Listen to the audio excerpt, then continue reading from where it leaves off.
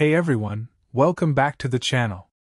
Today, I'm sharing an extraordinary story that will truly make you think about life and what might lie beyond. It's the near-death experience of a man named William R., and it's a story that's both deeply personal and incredibly powerful. William's experience is one that defies explanation. He found himself on the brink of death, and what he encountered during that time is something that changed his life forever. Though William isn't here to share his story in person, I'm honored to bring his journey to you. So, let's dive in and explore what William saw, felt, and learned when he crossed over to the other side. I lived in a very small community in a rural area where everyone knew everyone else. That summer, I was 15 years old, and a few days before, there had been rain in the area. I was riding a motorcycle on a practice motocross track and heading towards a double jump that I had been over hundreds of times in the past. For some unknown reason, that day I had decided I was going to hit these jumps faster than I ever had before. I wanted to jump over the second jump from the first jump. On approach to the jumps, I sped up to approximately 70 miles per hour. A voice told me that I must slow down. I ignored the voice and sped up even more. This was not the first time I had heard this voice. This voice is special for me, and I continue to hear it today. I grew up in an extremely violent and abusive home. Whenever I had been beaten, whipped, or locked up, there was always a voice present to comfort me and talk to me. I hear this voice when I am troubled, in need, or there is an important event about to occur. Don't get me wrong, I am not looking for sympathy here. I thought that every child had the same home life that I did, so I considered myself as normal. This voice or presence has not only comforted me but also warned me of occurrences or dangers that were about to happen. I never thought much about it, until I grew older, because I thought everyone had that voice or presence around them. Back to the accident. As I said, I ignored the voice. I sped up on approach to the jump, instead of slowing down. I was determined to jump farther than ever before. An instant before I hit the jump, I saw a rut at the top of the jump. The rut caused me to lose control. The front of the motorcycle went nose down, and the back went sideways in midair. I fell short of clearing the second jump. I was not able to regain control of the bike before landing. I landed headfirst on the side of the second jump, though went unconscious. There were two guys who saw the accident. They were behind me, traveling at a much slower speed. They both saw me hit the jump, causing a big cloud of dust when I hit the ground. They saw me about 5 feet above the dust in an upside-down position and flying through the air. Then I disappeared as I fell back into the cloud of dust. They said that they were afraid to go up to me, so they stopped about 50 yards away from me. They watched for a couple of minutes and saw no movement coming from me. They had discussion between themselves and decided to come closer. They stopped about 15 feet from me, got off their motorcycle and stood there looking at me, afraid to come too closer. They were afraid I was dead, because they could not see any movement or breathing from me. After a few words between them, one of them got even closer and still saw no movement or signs of life from me. All of a sudden, he saw me take a very deep breath and slowly open my eyes. They later told me that this took about 5 minutes or so, total, from the time I wrecked until they saw me take a breath. I was not wearing a helmet that day because I was just out playing on the motorcycle. After all, it was not a race or anything. When I saw the ground rushing up at me and hit headfirst, everything went black for a moment. I could kind of hear and feel my heart beating for a moment, then I opened my eyes and stood up. To my shock, I was standing there looking at myself lying there all twisted up on the ground.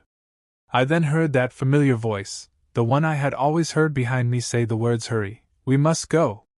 I immediately turned around. For the first time, I saw the individual that the voice had always came from. This individual can only be described as what must be an angel. This angel was about the size of a 5 or 6-year-old girl, but she very strong and very firm, very authoritative. I replied to her in shock, "What do you mean we must go?" "Go where?" she said in an anxious tone. "Hurry, we must go. The dark ones are coming." She then pointed to the west of where we were. About 50 feet away, and approaching very quickly, were 3 obviously evil, tormented, dark spirits coming towards me who wanted to take me with them. I had a sense that they were sent by Satan or some other dark force to capture my spirit and claim it for him. They looked like they were tangled together and rolling around each other in a swirling motion with a dark cloud surrounding them that was floating just above the ground. They were dressed in black robes and had pale and hollow faces with only sockets for eyes. I also sensed that one of them represented pain and suffering, one of them seemed to be lost and trapped in despair, and the third was just evil and bent on leading the others to capture me. He was clearly in charge of the other two and had a higher stature.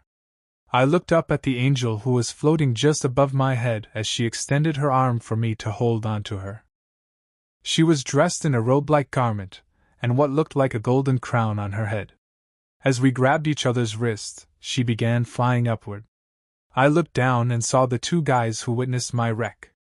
I also saw the dark ones gathered around my body, and they were very angry and distraught that they had failed to get me. As the angel and I went upward, I watched the earth getting smaller and smaller. We then went into outer space and accelerated faster and faster until the earth disappeared. We passed by many stars and planets so quickly that they were like a blur. I began to look upward towards the direction we were traveling. This was very difficult because of the speed which we were traveling, required all the strength I had in my neck to raise my head upwards. The stars and planets were going by so fast that the light reflected off of the stars and planets made it appear as though we were going through a tunnel of light. Finally, we arrived at a place that was like we had passed through a threshold or barrier to reach it. It was like a light golden, clouded place that was suspended in space and illuminated with a soft, comfortable light. The feeling I got there was so wonderful. There was no hot or cold, no pain or discomfort, no hunger or thirst, and no want or need for anything. I had a feeling of the most overwhelming love that seemed to originate, radiate out, and saturate the whole place. This place was as perfect as you can ever imagine. I believe this place was heaven. The angel lifted me up to the edge of it where I had to grab on to and pull myself up. The angel said, "I have to go. There are others." This terrified me because I felt alone in this strange place. I looked over to my right and there were two individuals standing at a podium with a book on it. The book would measure closed about 2 feet tall, 18 inches wide and 2 inches thick. The two at the podium seemed to know me, and at the time, I knew them. I was told later in this experience that I could not go back knowing what I know about things. So later, I had a lot of the details of my experience taken from my memory before I was sent back. One of the men stood looking over the shoulder of the one in front of him. It was like he was supervising or advising the one in front. The man in front looked at me and asked, "Why are you here?" I looked up at him with fear and sorrow. I asked in a trembling voice, "What do you mean, why am I here? Do you mean I am supposed to go down there?" As I was looking down, and suggesting the place the dark ones wanted to take me, or hell was where they were suggesting I should be. I must tell you that we did not speak in words during this whole experience, but it was a subliminal language which I could understand and speak. For instance, I heard one word and an image projected into my mind and instantly had a complete understanding of a subject. On Earth, it could possibly have taken hundreds of words for me to understand what was being said. I refer to them, or they, because everyone seemed to be of the same opinion and conclusion on everything. There was no disagreement there. They both laughed, and with assured me, "No, it is not yet your time." I replied, "What do you mean it is not yet my time?" They turned the book so I could see it, and they opened it up. I saw that there were 3 columns of names on each page of the book from top to bottom. The man in front pointed and scanned the page of the book they were referring to. They reiterated, "It is not yet your time. Here is today's time, and you are not listed here." Then he flipped back farther in the book where there was only about 1/8 of an inch of pages left in the book and said, "This is your time," as they pointed at my name in the book. I had many thoughts at that time, that I was supposed to be in heaven close to the end of the time when names were to be written in the book. Maybe it was not the end of time but just the end of names in the book. I understood that I was loved and I would be back. I told them, "But I am here now and that I wanted to stay." They replied, "You must go back. You are a part of God's plan, and if you stay here now, This is all there will be for you, as they pointed deeper in the place where I was. I replied, What do you mean this is all there will be? Do you mean there is a place better than this one? They replied, It depends on your works on earth, but we cannot send you back. I asked, What do you mean I am a part of God's plan and I must go back and you cannot send me back? They said, We will take you to God. He will know what to do. The two took me to a place where God was. He was sitting in a higher place in heaven. As they lifted me up towards him, I could see he was sitting Indian style with his legs crossed. He was dressed in some off-white colored robes. God leaned over and put his hands down towards me, as you would a small child that you are about to pick up. He said, Come. I lifted my hands up to him. He took my hands in his, raised me up, and set me down in front of him. His hands were the largest, strongest, and toughest, yet softest, warmest, and gentlest hands. I was afraid to look at him. He laughed, and said, You humans all have the same belief that you cannot look upon me. Your beliefs in your Bible are not completely correct or complete, but they are the best you have, and you must do the best you can with them. He seemed to be very pleased with us. I slowly looked up at him. He was very large. I would guess around 10 feet tall. His hair and beard were a whitish gray, and he had a very pleasant face. I was almost breathless. God put his hand on my head. He was able to see everything and feel everything that I had done in my life. He saw if I was sorry for the bad things I had done, how I felt in my heart at the time I had done things, how I felt afterwards, and whether or not I apologized or made the bad things right. He also saw all of the good I had done in my life and whether or not I was truly good, or if I was doing good things to get something, and how I truly felt at the time. He weighed the good and the bad in my life and said, Yes, you are good. He then said, You are a part of my plan. He showed me a picture of myself as an older man with a boy. I understood the boy was my son who was pushing the wheelchair I was sitting in because my neck had been broken in the motorcycle accident I just had. I understood this to mean that I was paralyzed and that my son had to take care of me. I asked, Where is the boy's mother? Is she dead? He said, She is gone to the west. This was the future since I was only 15 years old at this time. Later, I did marry and had a son with my first wife when I was 23 years old. When my son was 1.5 years old, she divorced and left us and went to California never to come back. God then told me, You can stay, but I want you to go back because you are a part of my plan. I asked, What do you mean I am a part of your plan? It was then shown what my part of God's plan was and how each of us affect all those around us. I was shown that there is a reaction to all our interactions, like a domino effect of good or bad. I was made to understand that if I stayed there, that God would have to change millions of events in order to make his plan work because I would not be there to make it happen. I told God, I will go back for you if it is a part of your plan, which I had a complete understanding of at the time, but if I go back, can you fix my neck? Not for me, but for my son so that he does not have to take care of me? It is bad enough that his mother is gone. God agreed, and said you will not be allowed to remember and keep all of the knowledge you have gained here because mankind will not understand, nor can they know what my plan is for now. With that said and understood, God took me back to my body. It was almost instantly in comparison to the journey to heaven with the angel. He placed me back in my body and was leaving when I realized he had not fixed my neck. I said, Wait. What about my neck? God then came back and put his hand on the back of my neck. My neck began to crackle, pop, and make noises as things were going back in place. The warmth of his hand on my neck was a healing type of warmth.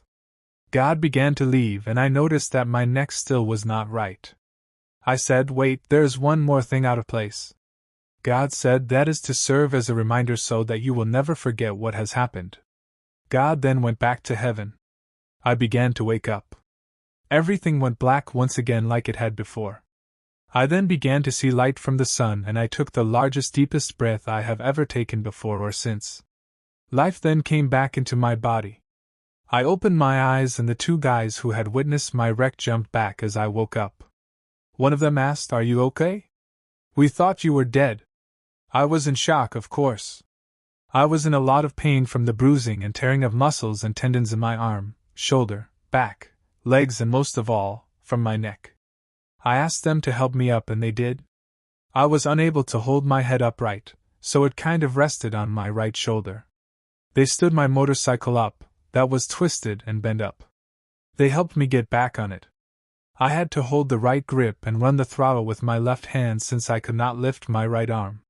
The handlebars were bent so badly that the right grip was directly centered in front of me. This helped me be able to hang on as the two guys push-started the motorcycle with me on it, since I could not kick-start the motorcycle. I was able to go at a very slow speed and did not know if I could make it home or to the hospital. It just so happened that a friend of mine, who lived about a quarter mile from the track, was out in front of his house working on his car. I was able to idle up to where he was and just let my motorcycle fall over next to his car. He asked if I was all right. I replied, no. I just died and came back. I need to go to the hospital. He laughed and said, what? I told him again that I had just died, went to heaven and came back. We talked about it in detail later. He picked me up and set me in his car. He drove me to the hospital and carried me inside to the emergency entrance. The people at the hospital started asking me questions, some of which I answered and some that I could not because I was thinking about all that had just happened. They called my parents who came to the hospital and signed papers so that a doctor would take care of me. They tried to x-ray my neck since it appeared to be the most severe injury I had. When the x-ray film was developed, they put it up on the screen so that the doctor could look at it. To their surprise, my neck was whited out on the x-ray. In other words, you could see my eye sockets and skull above my neck and a couple of vertebrae below my neck. But the area of my neck appeared white with no definition. They decided there was something wrong with the film, so they x-rayed me 2 more times.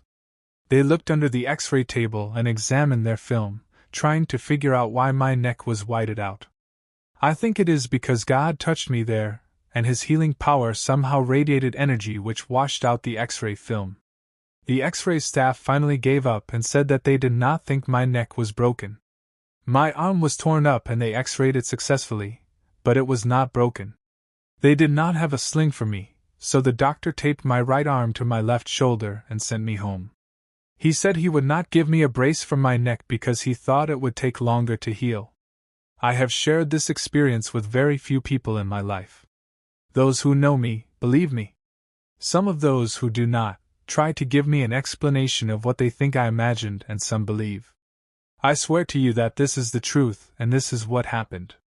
This was real. I did not become a preacher or anything special in my life, but I have been able to help a few people who have problems or were at a bottom point in their life. When I am needed by others, I seem to have the right words to help them at the time. Otherwise, I am not much of a talker or a motivational type of person. I am just plain me. I hope this story has resonated with you as much as it did with me. If it did, be sure to leave a comment below. I'd love to hear your thoughts, experiences, or any questions you might have. And if you found this video meaningful, don't forget to like, share, and subscribe for more content like this. Thank you for spending this time with me today. Until next time, take care and stay curious.